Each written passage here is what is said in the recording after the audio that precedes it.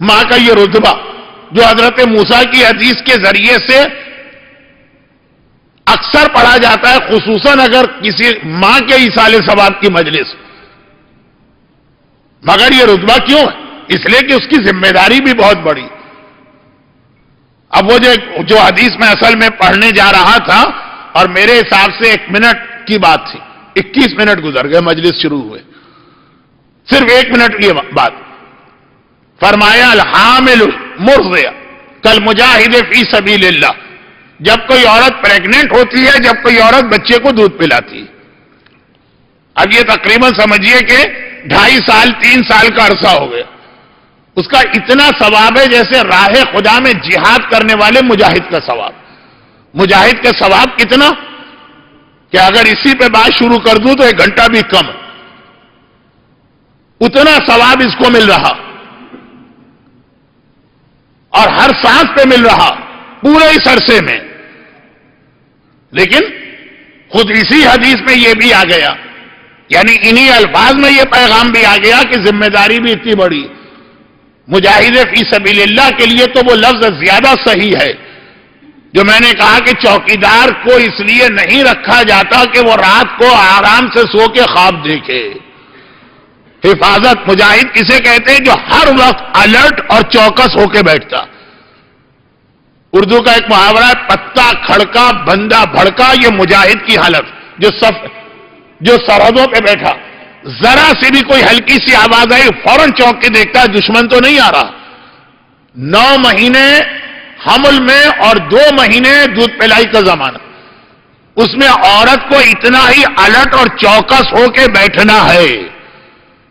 ذرا سا بھی شک ہوا کہ کہیں ایسا تو نہیں ہے کہ شیطان میرے گھر کے اندر کسی طرف سے داخل ہو رہا ہے۔ سرحدوں کی حفاظت کرنے والے مجاہد کس طرح سے بیٹھتے ہیں؟ میدان جہاد یا میدان جنگ کے سپاہی کس طرح سے بیٹھتے ہیں؟ اسی طرح سے کہ ہلکی سی آواز بھی آ جائے تو وہ گھبرا جاتے ہیں، چونک اٹھتے ہیں، جب تک کہ تصدیق نہ کر لے اور تحقیق نہ کر لے کہ بھائی دشمن نہیں ہے، اس وقت تک ان کو اطمینان نہیں آتا۔ اور یہ جتنی دیر تک وہ وہاں پہ بٹھائے گئے ہیں اتنی دیر تک یہ ان کی ذمہ داری ہے۔ عورت 2.5 سال اپنی اولاد کی خاطر اتنی الرٹ ہو کے بیٹھے، کھانا سامنے آیا تو چوکنا ہو جائے۔ اس کھانے کے ذریعے تو شیطان کہیں میرے ذریعے سے میری اولاد کا نشانہ نہیں بنا رہا۔ کوئی آواز گھر میں گونجی، چاہے وہ ٹیلی ویژن کی ہو، اور چاہے وہ ریڈیو کی ہو، اور چاہے وہ انٹرنیٹ کی ہو، اور چاہے وہ چیٹنگ کی ہو، فوراً آنکھیں کھلی، کوئی منظر اس کی آنکھوں کے سامنے آیا۔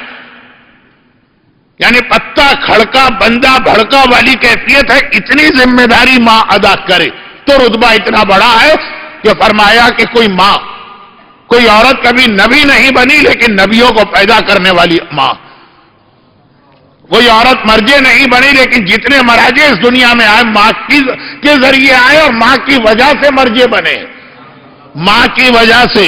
کل آپ نے سید مرتضیٰ کا ایک واقعہ سنا، بلکہ کئی واقعات ہو گئے، آج بہت ہی چھوٹا سا ایک جملہ۔ شیخ مرتضیٰ، یہ دونوں ہماری تاریخ کے بہت بڑے علماء، اور شیخ مرتضیٰ تو وہ ہیں کہ جو کہا گیا کہ پچھلے 200 سال، یہ 200 سال پہلے کے ایک مرجے، 200 سال سے جتنے علماء اور مجتہدین ہیں سب ان کے شاگرد، یعنی جب تک کہ ان کی کتاب نہ پڑھی جائے کوئی شخص اجتہاد کے کلاس میں بیٹھ بھی نہیں سکتا۔ اب وہ ان کے حالات بھی بڑے دلچسپ اور بہت اہم ہے، لیکن موضوع پھر کہیں اور جائے گا، صرف ان کا ایک جملہ بتانا۔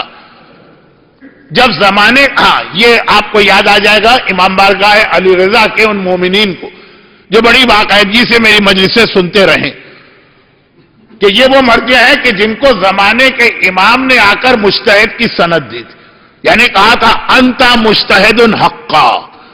جب پہلے امام نے ایک سوال کیا تھا کہ اگر کسی عورت کا شوہر پتھر کا ہو جائے، جو ہر عورت کی خواہش ہوتی، تو خیر تو اگر یہ پتھر کا ہو جائے تو اس کی اور بیوی کی ذمہ داری کیا؟ اور جب انہوں نے جواب دیا اور سوال پہ اعتراض کیا، میں کتنی احتیاط کر رہا ہوں آپ کے وقت کو بچانے کے لیے، تو امام نے کہا کہ میں گواہی دیتا ہوں انتا مجتہد حقا، حق یہ ہے کہ اگر کوئی مجتہد ہے تو تو ہے. اس وقت تو ان کا اجتہاد سامنے آیا. اور مرجعیت ایک مجتہد کا لیول ہے، مرجع اس کے بہت اوپر ہوتا. جب یہ مرجع بنے حالات کے تحت، حالات کسے کہتے ہیں؟ جو ان سے پہلے کے مراجع کا انتقال ہو گیا، اب یہ سب سے بڑے عالم قرار پائے. تو انہوں نے مرجعیت کی ذمہ داری قبول نہیں کی اور شہر چھوڑ کے چلے گئے نجف سے ایران کے سب سے دور و دراز کے گاؤں، بغیر کسی کو اپنا تعارف کرائے میں کون. جا رہے اتنا دور نکل جاؤ کہ کوئی جاننے والا ہی نہ ہو اور تقلید کی بات بھی نہ ہو. ان کا ایک جملہ ہے کہ جب کوئی آ کے مجھ سے مسئلہ شرعی پوچھتا، مجھے پتا ہے کہ اس مسئلے کی قیامت کے دن مجھے جواب دہی کرنا. کوئی میرے بدن پہ تیر مارے وہ مجھے ہلکا لگے گا، مسئلہ شرعی کا جواب دینا مشکل لگ رہا. کون سا مسئلہ؟ یہی مسئلہ کہ مثلا سر کا مسا ایک انگلی سے ہو سکتا ہے کہ 3 انگلیاں لازم. بچہ بھی بولتے. کہا نہیں، قیامت میں جواب مجھے دینا. وہ مسئلہ پوچھنے والا تو آرام سے ٹہلتا ہوا جنت میں چلا جائے گا. خدا بندہ میرا وضو صحیح ہے کہ غلط، ان سے پوچھ.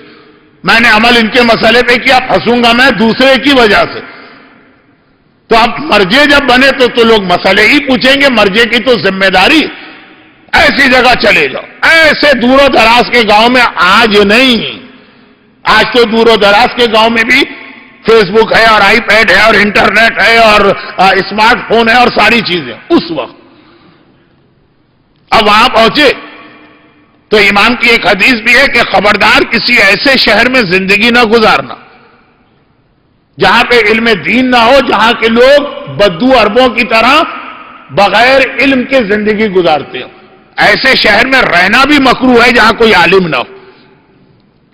تو بہت دور، اتنا دور کہ کوئی چانس ہی نہ ہو کہ اتفاقاً بھی کوئی وہاں پہنچ جائے. وہاں گئے، پہنچے وہاں تو اب ذرا اطمینان کرنے کے لیے کہ یہاں کے لوگ بالکل بے دین تو نہیں.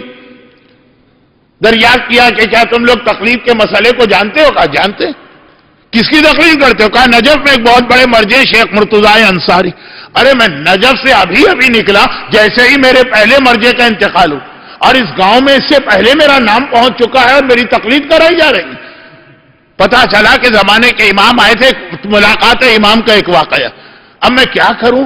ملاقات امام میرا اتنا پسندیدہ موضوع اور اس پر اتنے واقعات میں نے پڑھے ہیں اور یاد کیے ہیں اور جمع کیے کہ کسی بھی عنوان پہ بات ہو رہی ہے ایک آدھ واقعہ آ جاتا ہے، میں اسے مختصر کر دیتا ہوں. عورت کی عظمت، اشرا فاطمیہ، یہ عنوان میرا ہٹنے نہ پائے. تو پتا چلا کہ ان کے فرشتوں کو بھی نہیں معلوم. اور ادھر اس مرجع شیخ محمد حسن صاحب جواہر الکرام کا نجف میں انتقال ہوا یا ان کا نام پہنچ گئے. سمجھ گئے کہ اب یہ اشارہ امام کا ہے، چنانچہ واپس نجف آئے. یہ اتنے عظیم مرجع جو یہ 2-3 ایسے واقعات ان کے لوگوں کے سامنے آئے. تو اب تو عام مراجع کے مقابلے میں ان کا احترام، ان کی عزت، ان کی محبوبیت، ان کی مقبولیت اور بڑھ گئی. اور پھر اس دوران ان کی ماں کا انتقال ہو گیا. اب یہاں کوئی اور عالم اگر ہوتا تو یہاں رک کر ایک جملہ آپ کو ضرور سناتا، لیکن وہ عالم ہوتا نا، مجھ جیسا جاہل یا طالب علم نہیں، اس لیے میں وہ جملہ نہیں سنا رہا. لیکن سنا بھی دوں کہ جب یہ سارے واقعات سامنے آئے کہ امام اجتہاد کی سند بھی دے رہے ہیں، یہ الگ چیز ہے. مرجعیت بھی امام کروا رہے ہیں، وہ الگ چیز ہے. جیسا میں نے ایک دن پہلے بھی کہا تھا، ایک دن کسی تقریر میں کہ حاجی علی بغدادی کے واقعے میں امام نے اس وقت کے مراجع کی توثیق کی، انہی میں ایک شیخ محمد حسن کی توثیق کی جو ان سے پہلے کے مرجع. تو امام تقلید بھی کروا رہے ہیں، امام اجتہاد کی سند بھی دے رہے ہیں. تو لوگ مبارکباد دینے کے لیے گئے ماں کو، ان کی ماں کو. کسی کا بیٹا ڈاکٹر بنے تو ماں باپ کو مبارکباد دی جاتی. تو ماں نے تو بڑے نارمل طریقے سے سنا، اچھا امام نے میرے بیٹے کو مجتہد کا، ٹھیک. اچھا امام نے میرے بیٹے کی مرجعیت پوری دنیا تشیع میں کروائی ہے، ٹھیک. عورتوں نے کہا کہ اتنا بڑا رتبہ آپ کے بیٹے کو ملا اور آپ بالکل عام طریقے سے سن رہی ہیں. جیلسی تو بھائی بھائی میں بھی ہوتی، لیکن ماں بیٹے کا رشتہ واحد رشتہ ہے جس کے اندر جیلسی نہیں ہوتی. ماں ہمیشہ خوش ہوتی ہے میرا بیٹا اور میرا بیٹا اور میرا بیٹا اور ترقی کرے. یہ باپ اور ماں کا رشتہ ایسا، بلکہ ہمیشہ ماں چاہے گی مجھ سے بہتر ہو میری اولاد. باپ بھی اس میں ملا لیجیے. کئی دفعہ لوگوں نے مجھ سے کمپلین کی مولانا آپ لوگ ماں کا رتبہ اتنا بتاتے ہیں، باپ بیچارے کو لفٹ ہی نہیں کراتے. تو میں نے کہا باپ کو بھی ملا لیجیے. اگر خود پرائمری پاس ہے تو بیٹا کم از کم میٹرک، اور خود میٹرک پاس ہے تو بیٹا کم از کم انٹر، اور خود انٹر ہے تو بیٹا گریجویٹ، خود گریجویٹ تو بیٹا ماسٹر، خود ماسٹر تو بیٹا پی ایچ ڈی. خود اپنے ملکوں میں پڑھا ہوا ہے تو بیٹا باہر سے پڑھ کے آئے. خود باہر سے پڑھا ہوا ہے تو بیٹا ترقی کر کے جہنم میں جائے، لیکن بہرحال ہمیشہ والدین سے آگے رہے. یہ جملہ جو میں نے کہہ دیا ایسے ہی نہیں کہہ دیا. گھر کے میرے مرحوم استاد مولانا اظہر حسن زیدی صاحب اکثر یہ جملہ مذاق میں کہتے، میں کہتا ہوں مذاق نہیں. وہ بیٹے کو جہنم میں بھیجتی ماں، وہ بھی ماں ہی. کیسے؟ گانے کی بات نہیں کر رہا، بے حجابی کی بات نہیں کر رہا. شادی کے بعد بہو لے کے آتی ہے اور بیٹے سے مطالبہ کرتی ہے کہ اس کا حق ادا نہ کرو. یہ کیا؟ یہ اس کو جہنم میں بھیجنا. ابھی آپ نے سنا کہ اگر 10 درہم کا کفن آپ کربلا سے لے کے آئے اور بغیر مالک کی اجازت کے مردے کو دیا تو قبر کھود کے میت کو نکال لو.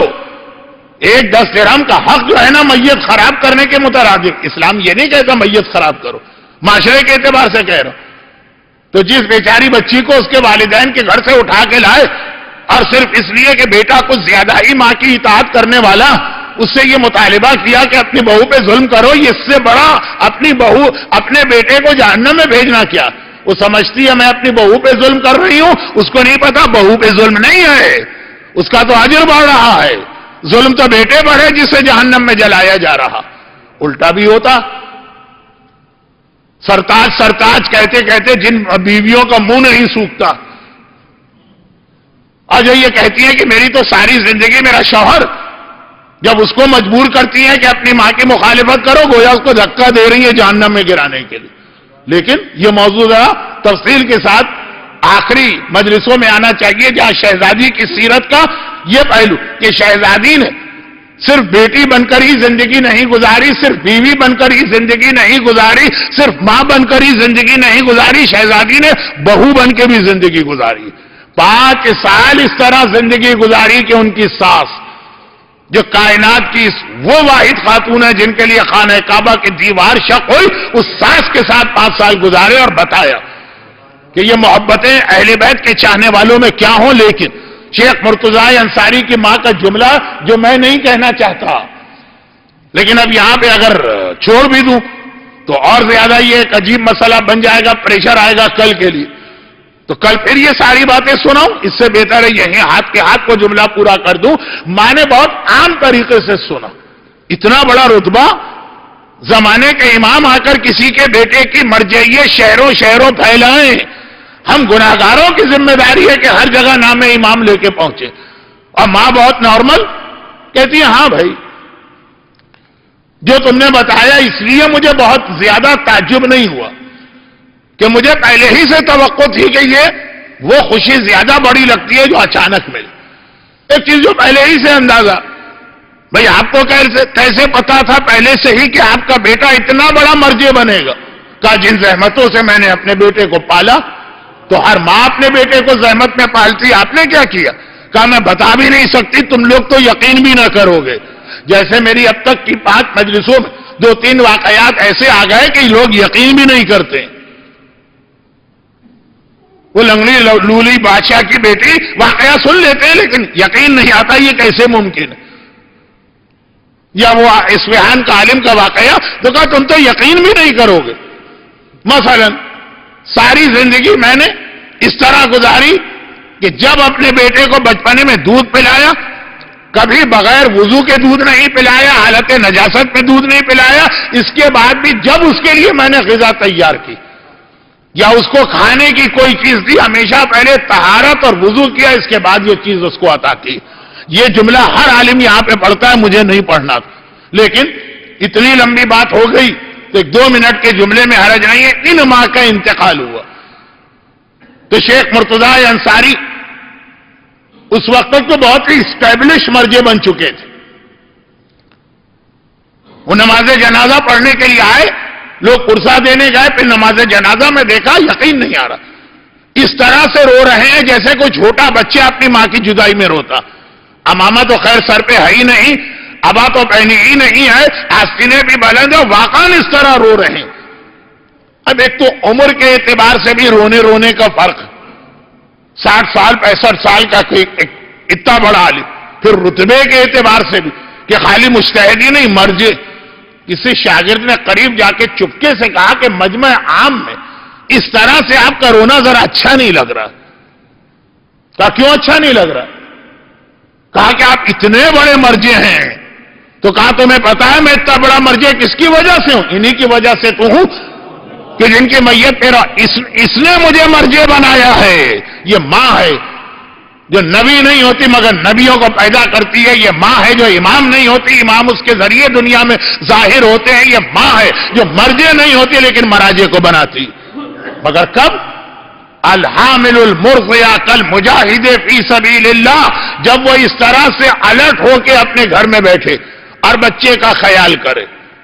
وہ فیس بک کے درمیان، وہ انٹرنیٹ کی چیٹنگ کے درمیان، یہ اس طرح سے ٹی وی کے درمیان وہ بچے نہیں پیدا ہوں گے کہ جو مرجع بنے، جو مجتہد بنے. ارے مرجع مجتہد تو بہت دور کی چیز ہے.